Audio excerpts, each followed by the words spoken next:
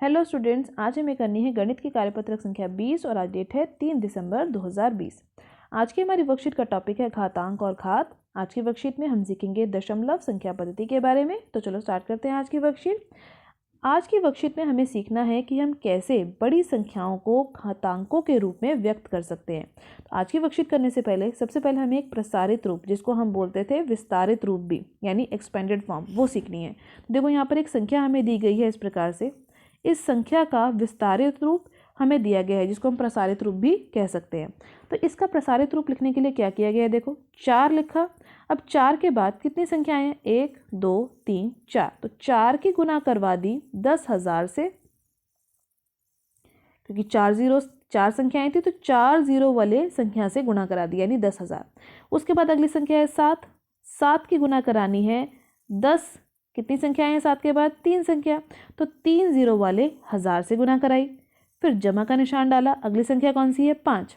तो लिखेंगे 5 और 5 के बाद कितनी संख्याएं बची हैं, 2। तो 5 के साथ लिखेंगे 2 जीरो वाला 0 100। अब उसके बाद कौन है, 6।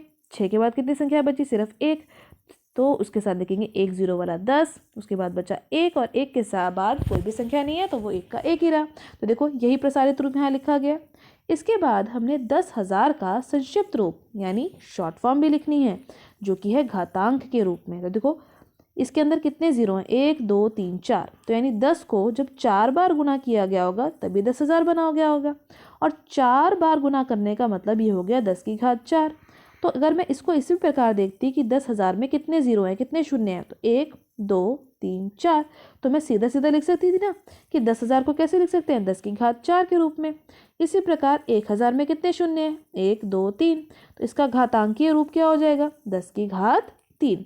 तो इसी प्रसारित रूप का इस्तेमाल करते हुए हमें करनी है आगे की वर्कशीट को। आज की वर्कशीट में बेटा हमें सीखना था संख्याओं का प्रसारित रूप, वो भी घातांकीय रूप के रूप में। तो देखो उदाहरण नंबर 1 जो हमें यहाँ पहला उदाहरण दिया गया है, उसमें क्या बोला गया है, इस संख्या को घातांकीय रूप में व्यक्त कीजिए। अब इसको घातांकीय रूप बोले या फिर इसका प्रसारित रूप बोले, दोनों का मतलब एक ही है। तो चलो शुरू करो। इस संख्या का जब मैं प्रसारित रूप लिखूंगी, तो अभी मैंने आपको लिखना सिखाया ना, इसका एक और आसान तरीका भी है बेटा कि 3 के बाद कितनी संख्याएं, देखो 1 2 3 4 और 5, 5 संख्याएं ना कुल। तो मैंने 3 की गुना करवा दी 10 की घात 5 से, ठीक है। अब इसके बाद अगली संख्या कौन सी है, अगली संख्या है ये 9। अब 9 के बाद कितनी संख्याएं गिनो, 1 2 3 4। तो मैंने 9 की गुना करा दी 10 की घात 4 से। अब इसके बाद अगली संख्या कौन सी है, अगली संख्या थी हमारी यहाँ पर ये 0। 0 के बाद यहाँ पर कितनी संख्याएं और है, 0 के बाद है हमारी 3 संख्याएं। तो यहाँ देखो कितने से गुना करवाया, 10 की घात 3 से। अब अगली संख्या कौन सी है, 0 के बाद, 0 के बाद अगली संख्या है यहाँ पर 8। 8 के बाद कितनी संख्याएं हैं, 2, तो गुना हुई 10 की घात 2 से। 7 लिखा फिर गुण जमा में, और 7 के बाद कितनी संख्या थी, 1, तो लिखा 10 की घात 1, और लास्ट में है ये वाला 8। 8 के बाद यहाँ कोई और संख्या नहीं है, इस जो पूरी संख्या है हमारी, तो 8 की गुना हुई 10 की घात 0 से। तो ये पूरा हमने लिखा ना, यही है हमारा इस संख्या का घातांकीय रूप। अब आपने ध्यान दिया होगा बेटा कि यहाँ पर घात में लिखी गई संख्याएं हैं, देखो 10 की घात 5, फिर 10 की घात 4, फिर 10 की घात 3, 10 की घात 2, फिर 10 की घात 1 और 10 की घात 0। तो संख्याओं की जो घात है वो धीरे धीरे करके कम हो रही है, और कम होते होते वे 0 तक पहुँच रही है। तो यही ध्यान आपने रखना है कि जब आप संख्याओं का प्रसारित रूप लिखेंगे तो 10 की घात सबसे पहले सबसे बड़ी होगी, यानी 3 के बाद जितनी सारी संख्याएं हैं उनके लिए वो घात डाल दीजिए, और लास्ट में वह घात होगी 0। तो इस प्रश्न के बाद हमें सीखना है संख्या का मानक रूप किसे बोलते हैं। तो चलो स्टार्ट करते हैं संख्या का मानक रूप। आज की वर्कशीट में अब हमें सीखना है संख्या का मानक रूप। तो चलो देखो संख्या का मानक रूप क्या है। यहाँ पर एक संख्या हमें दी गई है 3 9 0 8 7 दशमलव 8। इस संख्या का मानक रूप हमें लिखना है। मानक रूप का अर्थ होता है जहाँ आपको दशमलव संख्या में दिख रहा है ना, यहाँ दशमलव कहाँ दिख रहा है, 7 और 8 के बीच में। इस दशमलव को खिसका कर यानी आगे बढ़ा कर हमें कहाँ ले जाना है, पहली दो संख्याओं के बीच में, यानी 3 के पास। तो अगर ये दशमलव पहले इधर जाएगा, फिर इधर जाएगा, फिर इधर जाएगा, और फिर जाएगा यहाँ पे 3 और 9 के बीच में, तो कितनी बार इस दशमलव ने जंप किया, 1 2 3 4। तो इस संख्या का मानक रूप बन गया 3.908788 गुना में 10 की घात कितनी बार जम किया था 4, तो बन गया 10 की घात 4।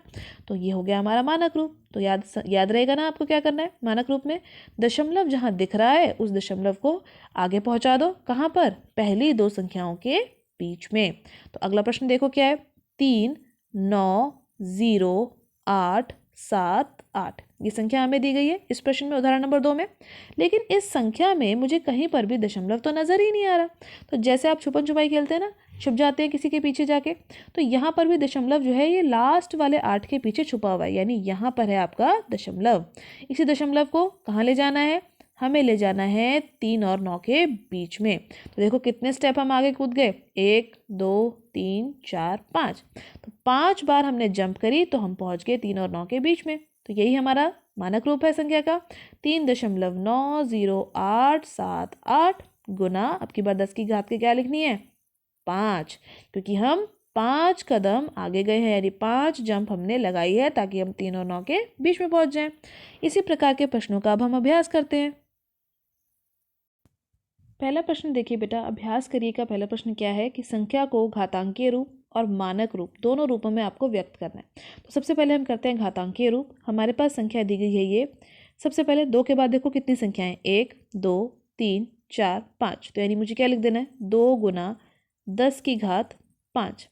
अब बहुत आसान है आगे का प्रश्न करना, सिर्फ संख्याओं को लिखते जाना है और 10 की घात को घटाते जाना है। तो देखो अगली संख्या क्या है, 7 गुणा 10 की घात कितनी हो जाएगी 4। फिर जमा का निशान डालो, अगली संख्या क्या है 9, 9 गुना 10 की घात कितनी हो जाएगी अब की बार 3। फिर जमा का निशान, 9 के बाद क्या है 4, तो 10 की घात कितनी हो जाएगी, पहले लिखी थी 3, अब कितनी हो जाएगी 2। फिर जमा का निशान डालो, अब क्या है अगली संख्या 0, तो 0 के साथ 10 की घात कितनी हो गई 1। फिर जमा का निशान, लास्ट संख्या मिल गई 4, तो 4 के साथ 10 की घात कितनी हो जाएगी 0। यही हमने सीखा था ना कि जो इसकी घात है ये घटती जाती है, पहले 5 थी, फिर 4, फिर 2, फिर 1, फिर 0। अब इसी संख्या का मुझे लिखना है मानक रूप।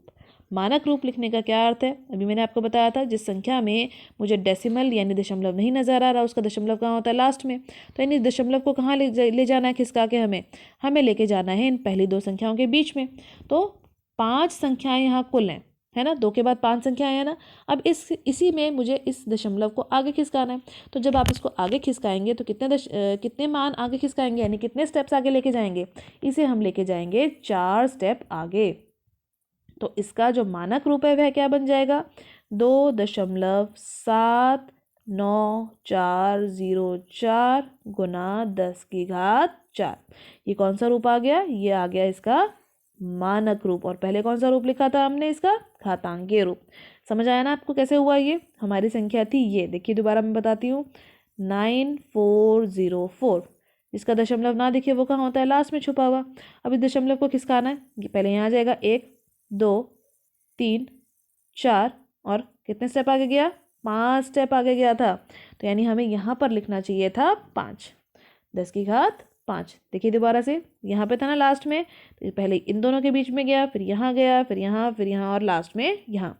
तो हमें करना ही यही होता है कि पहली दो संख्याओं के बीच में हमें इस दशमलव को लेके जाना होता है, ये होता है हमारा मानक रूप।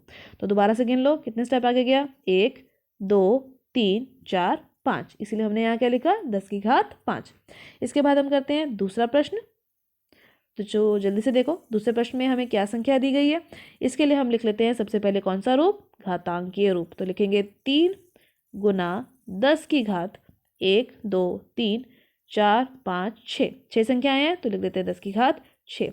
अब फटाफट से बाकी संख्याएं लिख लेते हैं, क्योंकि अब तो हमें घात को एक एक घटाते जा रहे हैं। तो हो जाएगा 10 की घात 5 जमा एक और 0 था, तो 0 गुना 10 की घात 4 जमा अगली संख्या क्या है 6, तो 6 गुना 10 की घात 3 जमा 1 गुना 10 की घात 2 जमा 9 गुना 10 की घात 1 जमा 4 गुना 10 की घात 0।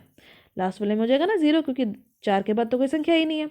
अब इसके बाद लिखना है इसका मानक रूप। तो मानक रूप देखो कैसे लिखोगे, ये है हमारी संख्या, इसका दशमलव कहाँ हो गया लास्ट में। तो मानक रूप लिखने के लिए इस लास्ट में बैठे हुए दशमलव को आगे आगे लेके जाना है। तो देखो 1 2 3 4 5 6, कितने स्टेप आगे लेके गए 6 स्टेप। तो मैं लिख दूंगी यहाँ पे 3.00694 गुना 10 की घात 6।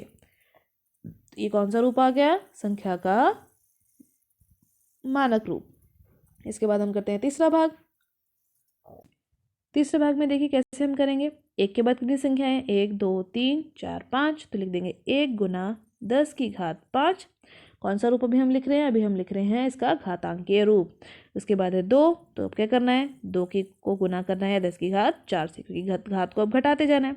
फिर जमा का निशान, फिर है 0, तो 0 इंटू 10 की घात 3 जमा 7 गुना 10 की घात 2 जमा 1 गुना 10 की घात 1 जमा 9 गुना 10 की घात 0। तो देखो संख्याएं सारी होगी ना पूरी। 1 2, फिर था 0, फिर था हमारा 7, फिर था 1 और फिर था 9। ये सब संख्याएं यहाँ थी। ये हमारा हो गया घातांकीय रूप पूरा। अब हमें लिखना है इसका मानक रूप। तो मानक रूप लिखने के लिए संख्या में हमें देखना होता है कि दशमलव कहाँ है। कोई दशमलव नहीं दिख रहा तो आखिरी में मौजूद होगा। इस दशमलव को खिसकाना है हमें यहाँ पे। तो कितने स्टेप आगे गए? हम गए 1 2 3 4 5 स्टेप आगे। 5 स्टेप जा रहे हैं या नहीं जा रहे हैं? चलो दोबारा से देखो। 1 2 0 7 1 9, तो यहाँ था दशमलव, यहाँ से गया यहाँ पर पहले स्टेप पे, फिर दूसरा, फिर तीसरा, फिर चौथा और फिर 5वां स्टेप। तो हम लिखेंगे ये हो जाएगा 1.2071 गुना 10 की घात 5। ठीक है। अब इसके बाद बेटा 2 भाग बच गए। इसकी आप खुद अभ्यास कीजिए, प्रैक्टिस कीजिए। कमेंट सेक्शन में मुझे इसका बताइएगा कि आपका आंसर क्या आ रहा है, और अपने सब्जेक्ट टीचर को आंसर भी ज़रूर सेंड कीजिएगा 4th और 5th पार्ट का। इसके बाद हम स्टार्ट करते हैं क्वेश्चन नंबर 2। देखो प्रश्न नंबर 2 में हमें क्या दिया गया है कि निम्नलिखित कथनों को में प्रकट होने वाली संख्याओं का मानक रूप व्यक्त कीजिए। आपसे यहाँ पर संख्याएं दी गई हैं और उनका मानक रूप लिखना है। तो बहुत आसान है तो लिखना। जहाँ हमारा दशमलव दिखे या नहीं दिख रहा है तो लास्ट में होगा। उस दशमलव को लेके जाना है पहली 2 संख्याओं के बीच में। तो चलो स्टार्ट करो। यहाँ पर कितनी संख्याएं हैं गिन लेते हैं। 1 2 3 4 5 6 7 8।